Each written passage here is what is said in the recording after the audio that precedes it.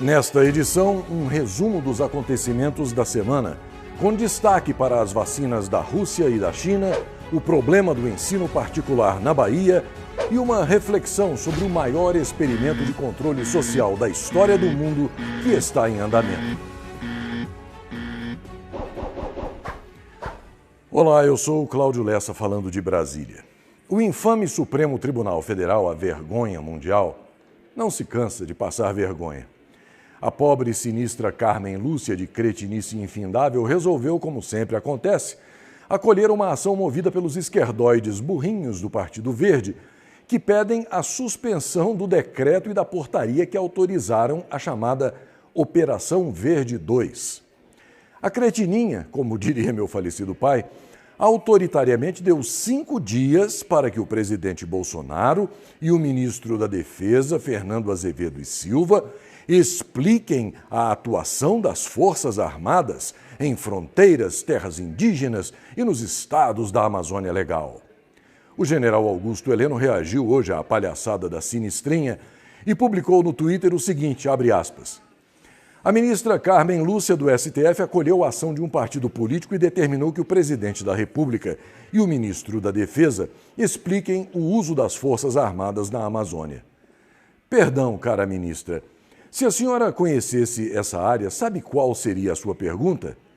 O que seria da Amazônia sem as Forças Armadas? Fecha aspas.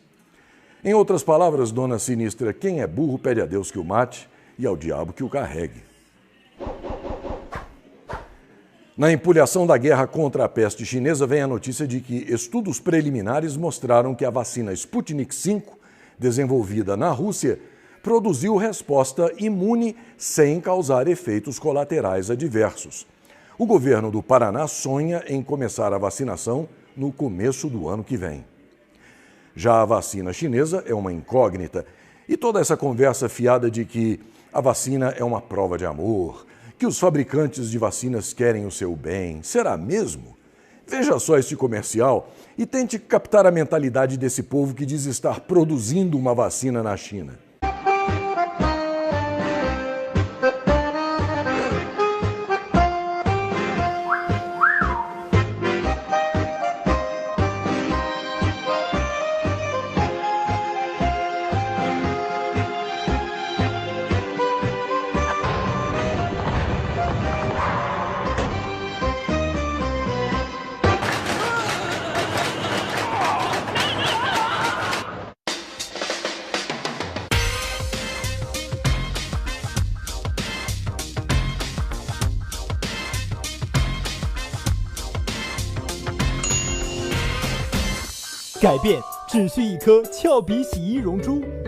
Pois é, e em São Paulo, o desgovernador Joãozinho Tranca-Rua, o b****, parece estar sob o efeito da vacina Xing Ling contra o flango frito que ele resolveu vender aqui no Fazendão.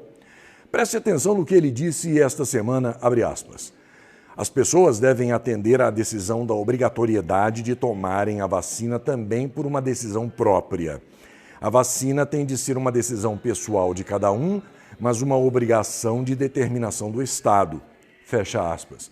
Ou seja, a Barbie paulistana não estava falando coisa com coisa, porque se a vacina é uma decisão pessoal de cada um, não pode ser obrigatória.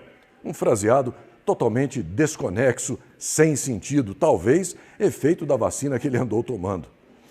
Aliás, por falar nesse indivíduo, os materiais didáticos distribuídos online em São Paulo, depois de uma pressão dos internautas nas redes sociais, voltaram a apresentar as expressões AC e DC, antes de Cristo e depois de Cristo, em vez de antes da Era Comum e Era Comum. Não é de hoje que o b*** de São Paulo estimula esse tipo de coisa, operando das sombras e para as sombras. Quando ele estava na prefeitura, apoiou um projeto para remover a cruz de Cristo da bandeira da cidade. Mas você sabe como é que é, a internet não se esquece. O presidente do Banco Central, Roberto Campos Neto, disse que é possível que o Brasil já tenha uma moeda digital já em 2022. Em agosto passado, o BC montou um grupo de estudos para propor um formato para esse tipo de moeda. Falando sobre a autonomia do Banco Central, Roberto Campos Neto disse esperar que a medida seja votada nas próximas semanas, ainda neste ano. Agora, o alerta que chega da Bahia de Todos os Santos, desgovernada pelo Petralha ruim b****. Ele é um ativo integrante do trio Desemprego, formado também por ACM Neto, o popular Grampinho, e Bruno Reis, o vice-prefeito e secretário de Obras. A crise criada por esses três indivíduos deve provocar a demissão de 30 mil profissionais de escolas particulares até o final de 2020. A estimativa é da Federação Nacional das Escolas Particulares. Neste momento, eu quero chamar sua atenção para uma reflexão muito importante, muito necessária, para que você volte a ver as coisas como elas eram e ainda como elas são. Procure se colocar agora numa perspectiva de distanciamento e observe comigo os fatos que eu vou apresentar aqui para você. O mundo está passando pela maior tentativa de controle social já registrada na história. As táticas chinesas de tortura e doutrinação comunista, conhecidas como DDD, foram estudadas e reveladas num trabalho intitulado Lavagem Cerebral, Condicionamento e DDD. As letras DDD em inglês significam debility, ou debilidade, dependence, ou dependência, e dread, ou pavor. O objetivo maior do DDD, por meio de uma ampla lavagem cerebral, é tornar a pessoa dependente do torturador, criando um medo constante que faz a pessoa acreditar que está mais segura sob a custódia dele do que em liberdade. O que chama a atenção hoje é que as táticas do método DDD estão sendo usadas sob o pretexto do controle dessa criminosa pandemia de matéria plástica. Esse método tem 8 passos que foram expostos num trabalho intitulado Relatório sobre a Tortura de 1972 da Anistia Internacional. O primeiro passo se deu com o isolamento, fazendo com que as pessoas perdessem o contato com o mundo lá fora. No nosso caso, podemos chamar isso também de isolamento social, distanciamento, quarentena, lockdown, etc. Aliás, nesse primeiro passo, você sabe que muitas pessoas não conseguiram segurar as pontas e, deprimidas, acabaram se suicidando. As estatísticas indicam um aumento dos suicídios nesses últimos meses. O outro passo é controlar a percepção das pessoas a respeito da realidade. Em outras palavras, tomar o controle sobre aquilo que as pessoas pensam. Isto é conseguido quando se detém o monopólio da informação, que é usado para desorientar as pessoas já confinadas.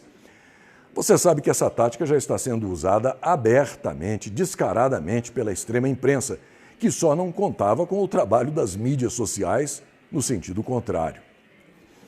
O terceiro passo nessa experimentação de controle social é levar as pessoas à exaustão física ou mental. O importante aqui é tirar as pessoas do eixo e fazer com que elas percam o equilíbrio emocional.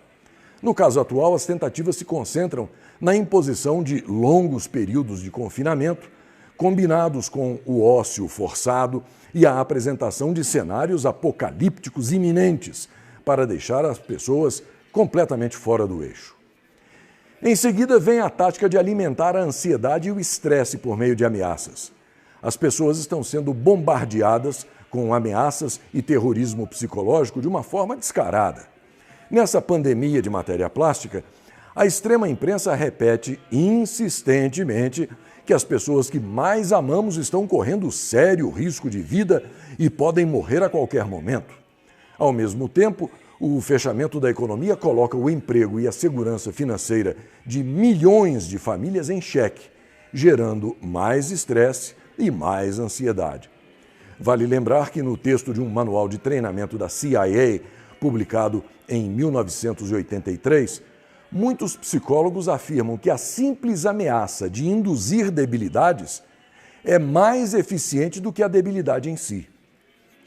Ao mesmo tempo, algumas concessões ocasionais podem ser feitas para que as pessoas se sintam premiadas e motivadas a cooperar com os desmandos dos controladores da experiência. Por exemplo, se você usar máscara, passar álcool gel toda hora, não chegar perto de ninguém, medir a temperatura, etc., etc., etc., nós vamos deixar que você vá até a esquina para comprar pão.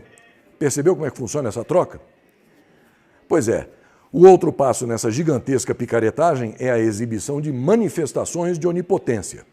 Fechar a economia de países inteiros da noite para o dia, passar por cima das leis e da Constituição, mandar prender as pessoas só porque elas saíram de casa, interferir na forma de relacionamento das pessoas e na dinâmica das famílias internamente dentro dos lares, proibir as pessoas de celebrar um casamento, ir à igreja, tomar banho de mar.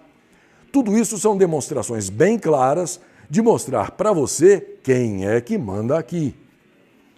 O outro passo da experiência de controle social é a degradação, que consiste em fazer as pessoas passarem por situações humilhantes. Você tem que tapar o rosto com uma máscara inútil, até mesmo dentro do seu carro. Você tem que parar de se exercitar e acabar engordando por causa desse medo irracional de sair ao ar livre ou por estar proibido de frequentar uma academia. Ser impedido de trabalhar e ver a sua família não ter dinheiro nem para comprar comida, enquanto vários milionários canalhas aparecem na TV e dizem que você não pode sair da sua casa para nada. Tudo isso é muito, muito degradante, mexe muito com as pessoas por dentro. A última tática é a imposição de exigências triviais, como a máscara, o álcool gel, o cumprimento com os cotovelos, os horários de funcionamento do comércio reduzidos, o home office, a abolição do contato humano, igreja com reserva de lugar, futebol sem plateia. Essas pequenas e inofensivas exigências são impostas pouco a pouco e vão tolhendo a liberdade das pessoas nas mínimas coisas do dia a dia. E aí, quando passamos a acreditar que certas liberdades podem ser tiradas de nós em prol do chamado bem comum, nós estamos simplesmente reconhecendo que não temos direitos, mas sim concessões que podem ser retiradas de nós a qualquer momento. É isso. É preciso estar atento a todos esses movimentos e não se deixar levar por essa empulhação que começou com essa pandemia de matéria plástica, cujo objetivo principal foi introduzir a aplicação dessa experiência de controle social mundial e aqui no Fazendão serviu também para dar sinal verde para a roubalheira desenfreada, num momento em que as finanças do governo começavam a se recuperar. E mais uma coisinha. Você se lembra da banheira do Gugu, né? Pois ainda bem que a banheira do Gugu acabou na hora certa. Já imaginou Pablo Vittar de biquíni e Tami de sunga catando sabonetes ao som de Jojo Todinho? Até a próxima.